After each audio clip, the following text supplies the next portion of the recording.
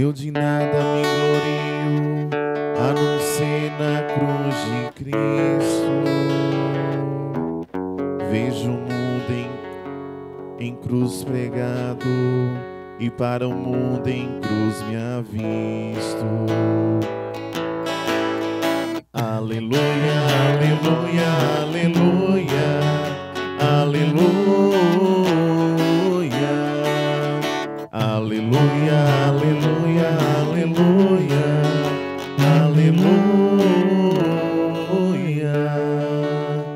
aleluia, aleluia, aleluia, aleluia, aleluia, aleluia, aleluia.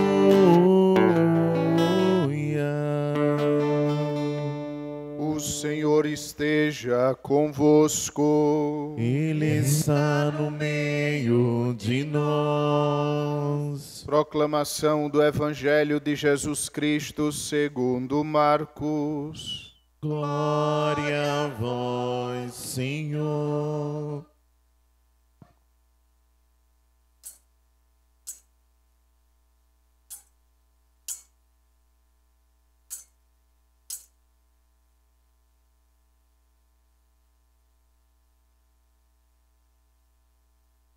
Naquele tempo, Jesus partiu com seus discípulos para os povoados de Cesareia de Filipe. No caminho, perguntou aos seus discípulos: quem dizem os homens que eu sou? Eles responderam: alguns dizem que tu és João Batista, outros que és Elias, outros ainda que és um dos profetas. Então ele perguntou: e vós, quem dizeis que eu sou? Pedro respondeu: tu és o Messias. Jesus proibiu-lhe severamente de falar a alguém a seu respeito. Em seguida começou a ensiná-los, dizendo que o Filho do Homem devia sofrer muito, ser rejeitado pelos anciãos, pelos sumos sacerdotes e doutores da lei. Devia ser morto e ressuscitar depois de 3 dias. Ele dizia isso abertamente. Então Pedro tomou Jesus à parte e começou a repreendê-lo. Jesus voltou-se, olhou para os discípulos e repreendeu a Pedro, dizendo: vai para longe de mim, Satanás. Tu não pensas como Deus, e sim como os homens. Então chamou a multidão com seus discípulos e disse: se alguém me quer seguir, renuncie a si mesmo, tome a sua cruz e me siga. Pois quem quiser salvar a sua vida vai perdê-la. Mas quem perder a sua vida por causa de mim e do Evangelho, vai salvá-la. Palavra da salvação. Glória a vós, Senhor. Estimados irmãos, queridas irmãs, mais uma vez nos reunimos na casa do Senhor para ouvir sua palavra. Ouvir sua palavra não como meros espectadores, não como meros ouvintes, mas com o coração aberto para acolher esta palavra e permitir que ela dê frutos. O Evangelho de hoje nós poderíamos dividi-lo em 2 partes. A primeira parte é uma pergunta que Jesus fez: quem dizem os homens que eu sou? O que falam a meu respeito? E Jesus então escuta que os apóstolos começam a dizer o que as outras pessoas acham dele. Alguns dizem que ele é um dos profetas, que é Elias, que é João Batista. Mas é interessante que Jesus não se contenta com aquela resposta. Jesus não se contenta com o que os outros acham dele. Jesus então dirige uma nova pergunta. E vocês, quem dizem que eu sou? Amados irmãos, muitas vezes nós, católicos do século 21, nós, católicos do mundo de hoje, muitas vezes nós nos contentamos em saber de Cristo o que os outros dizem dele. E nos esquecemos que devemos ser nós, em primeira pessoa, após o encontro verdadeiro com ele, dizermos: este é Jesus para mim.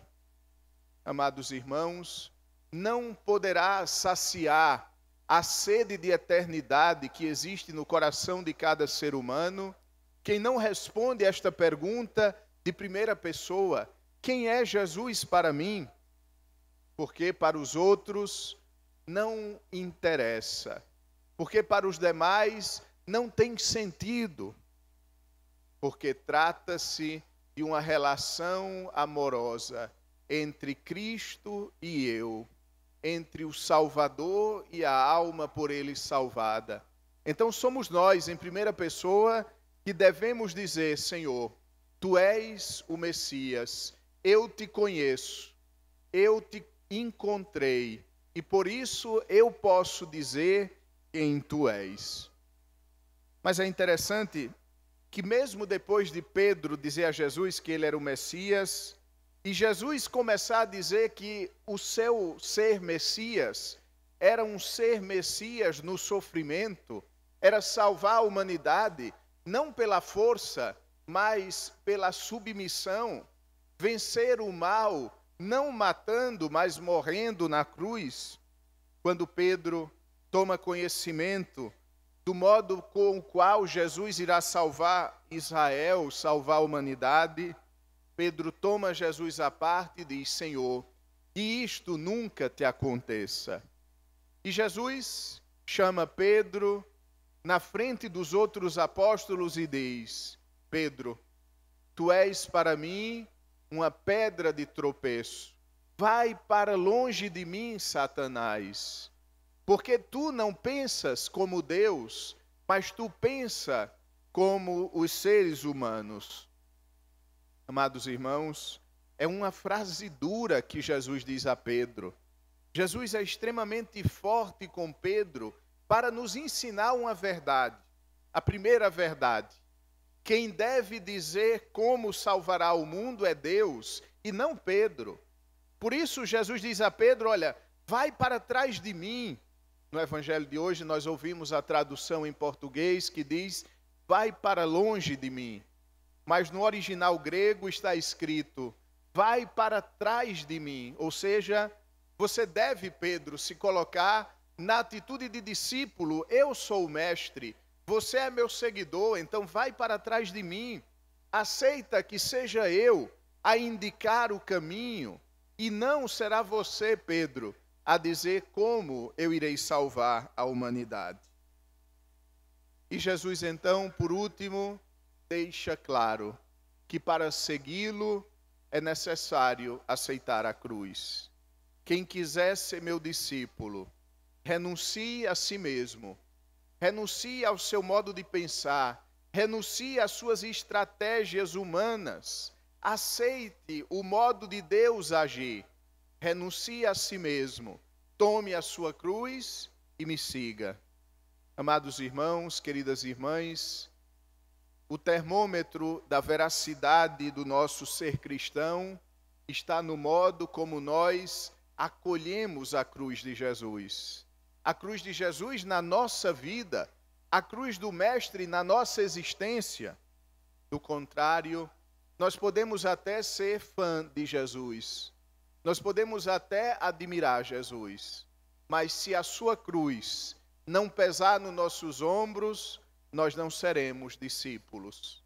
Nós seremos admiradores, nós formaríamos um belíssimo fã-clube, mas não seríamos seus discípulos. Porque para ser discípulo é necessário aceitar a cruz e se colocar atrás de Jesus no seu seguimento.